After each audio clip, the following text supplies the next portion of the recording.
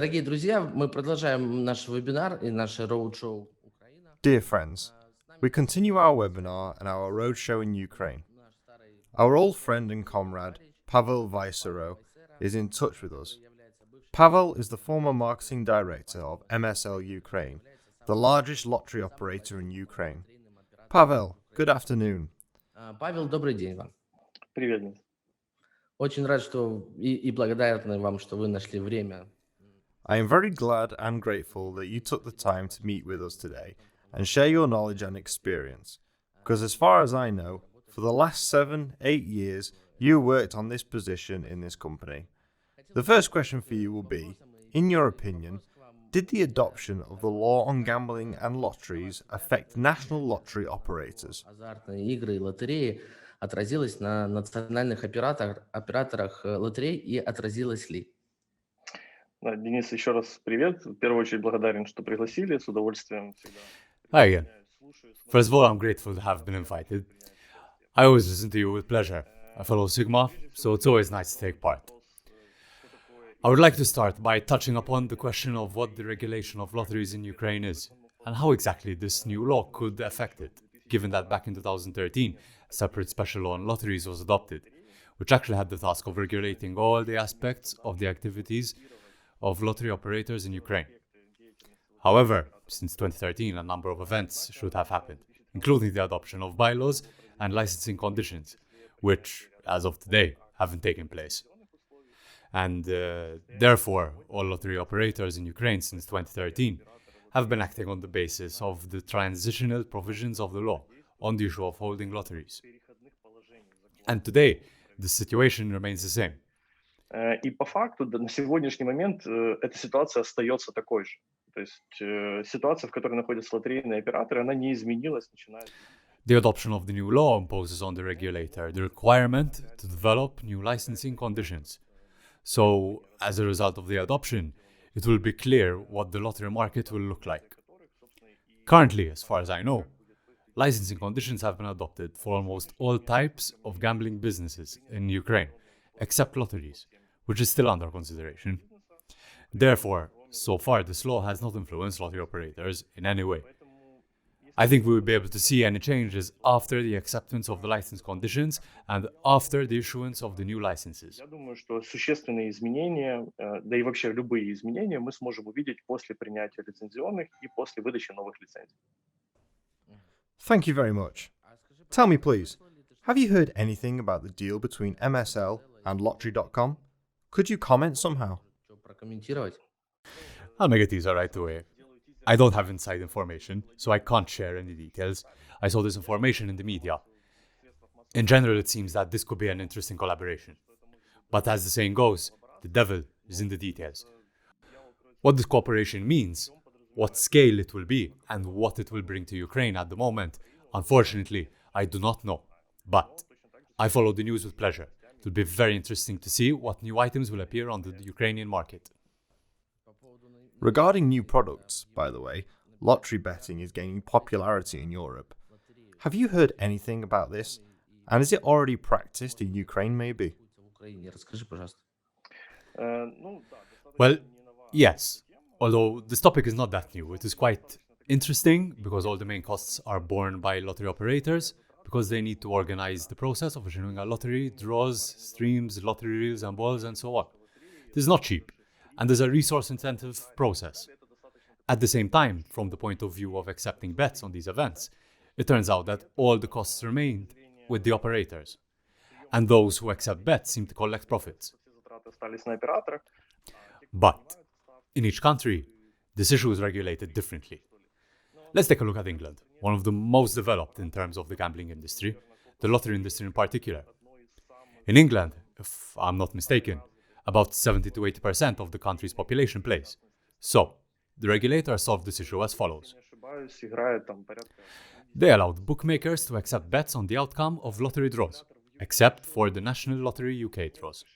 That is, on the one hand, they protect the interests of local lottery operators, and on the other hand, they allowed bookmakers to receive additional income because, according to the legislation of the UK, this does not violate the law in any way. получать дополнительный доход букмекерам, потому что по большому счету с точки зрения законодательства UK это никак не нарушает закон. Please tell me, do you specialize more or are specialized in the lottery direction, or do you have an understanding of how the market of online casinos, land-based casinos, and betting works, or is it just the lottery market?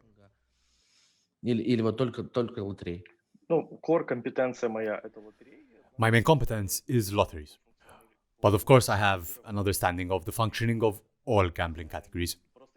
It's just that if we talk about certain innovations and changes, then probably the experience of my work in MSL, the key know-how in the lottery industry in Ukraine, took place with us. We launched new categories of lotteries for Europe, electronic instant lotteries. It was a story with the types of lotteries that are printed directly with you with different gameplay, with different designs, and with this product we even received a nomination for the top 10 innovations of the European Lottery Association. Therefore, the main thing is, of course, lotteries, while there's an understanding in different industries and vectors. Европейской ассоциации лотерей. Вот, поэтому core лотерей, но понимание есть в разных индустриях. Но тогда скажи, But then please tell me, in what hierarchy would you place such verticals as online gambling, land-based, sports betting, lotteries, poker, table games, and so on? Maybe there is some other option. Wondering how lottery players see the whole world, and there are no former lottery players. Well, they are like cults. Yes, cults, but only for lottery players. Да. In fact, all these types of gambling are difficult to compare. If we are talking about the lottery, as I mentioned earlier, using the example of England, probably the vast majority of the country's adult population plays the lottery at least once a month or once per quarter. But probably 50 to 60% of the population play weekly.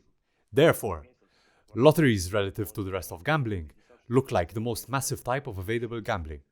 Because, firstly, it is a low frequency of the draw. It is a relatively cheap entry to the draw. And, in fact, it is designed just for the mass consumer in the sense that it is a cheap chance for an honest or transparent chance to make some dream come true. You do not have to have any special knowledge or skills, you just need to buy a lottery ticket and it is possible that tomorrow you will wake up a millionaire. If we talk about other types of gambling, they are more niche, because in order to place bets, you need to have at least some idea of the sport you are betting on. Ты ими обладаешь. Тебе достаточно приобрести лотерейный билет, и в результате есть шанс, что вот завтра ты проснешься миллионером. Если говорить про другие виды гэмблинга, они, скажем, являются более нишевыми, потому что, ну, как ни крути, для того, чтобы делать ставки, ну, хоть какое-то представление о том виде спорта, на который ты ставишь, тебе необходимо. Да, это уже просто... Sorry, is the lottery business like a lazy bet? Like, if you won, great, but did not win, you moved on?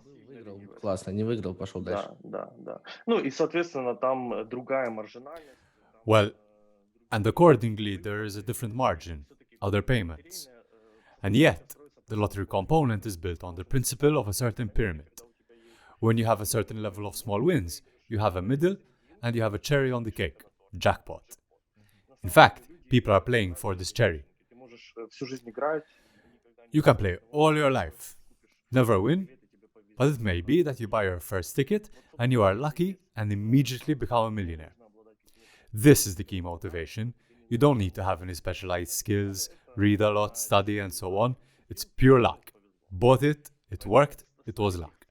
From my point of view, the lottery is the most popular product, accessible, simplest, and therefore probably the least of all from the point of view of distribution channels, any restrictions. Там, каналов дистрибуции есть каких-то ограничений. Ну, на примере, там, опять же, европейских стран. For example, in France, there are about 30,000 lottery points of sale. In the UK, in any store, at any gas station, on every corner, you can buy lotteries. Other types of gambling, betting, land-based online casinos, are more niche and are also popular on the example of the same UK. This is a massive national form of leisure, where it is still a little narrower than lotteries. Therefore, if you try to build them according to such a hierarchy, then lotteries are a mass product. A casino is a local story, where people come specifically to get certain emotions and allocate not only the budget, but also time for this. And bets are a certain lifestyle. и выделяют под это не только бюджет, но и время. Ну а ставки, с моей точки зрения, это определенный лайфстайл. And poker? Also lifestyle? Yes, the poker is also a certain kind of lifestyle. Хорошо, ну тогда последний вопрос по поводу телебета, телевизионные вот эти ставки, что это такое за Okay then. разновидность? One last question about TV bets. What kind of lottery is this? How popular was this variety 10 years ago in Ukraine? And is it popular today? Or is this lazy bet in the lottery still the most popular highlight? And can TV draws or TV lotteries be classified as a separate trend in the entertainment industry? Or will it be along with the lottery? Телелотереи те в отдельное направление в индустрии развлечений? Или все-таки это будет вместе с лотереей? Быстренько, у нас времени немного, но все-таки хочется, Да, чтобы если очень коротко, то да, это It is a certain cross-border product at the intersection of two categories. Even the name, TV bet, suggests that this is a certain kind of bet. At the same time, there is a key component of lotteries. In fact, you buy a ticket or place a bet on an unknown upcoming event, which depends solely on chance. покупаешь билеты или делаешь ставку. Therefore, for me personally, this product is closer to lotteries. Nevertheless, it is very important to distinguish very well where TV bet is, and where are just some incomprehensible draws on TV. All top lotteries in the world have a certain television broadcast and access to live pictures, when the player can see the drawing directly and make sure of its fairness and transparency. This is one of the key components of the nature of transparency and the importance of lotteries. But, at the moment in the industry, it is already practically a separate formed niche, and I think that it has quite big prospects. In general in Ukraine, thanks to legalization, thanks to the expansion of the market, all categories will receive a certain boost for growth. I think the biggest growth will be in the land-based casino industry, because it de facto was not in a normal state in Ukraine. This will be the growth of sports betting, because this is a story with white full-fledged operating. But even such a general industrial trend is responsible gaming, because we all understand perfectly well that legalization imposes a certain level of responsibility on all participants, not only on the regulator, but also on operators in the industry. Определенный уровень ответственности на всех участников. And our common goal is to take certain obligations upon ourselves, to accept self-restrictions, which on the one hand will limit income in the short term, but on the other will help protect society in the long term and build a fully fledged, normal, civilized white market. В какой-то мере в краткосрочной перспективе, но позволят, с одной стороны, защитить общество в долгосрочной перспективе, а с другой стороны, строить полноценный, нормальный, цивилизованный белый рынок. Паш, спасибо тебе большое. Pavel, thank you very much for your answer. I recommend staying with us because we will have a panel discussion dedicated to some verticals about which you might be interested to listen to what the speakers have to say and their opinions. And that's all from my end. Thank you again, have a great day, and see you offline. Еще раз благодарю тебя, классного тебе дня, и увидимся с тобой в оффлайне. Thank you then, and good luck.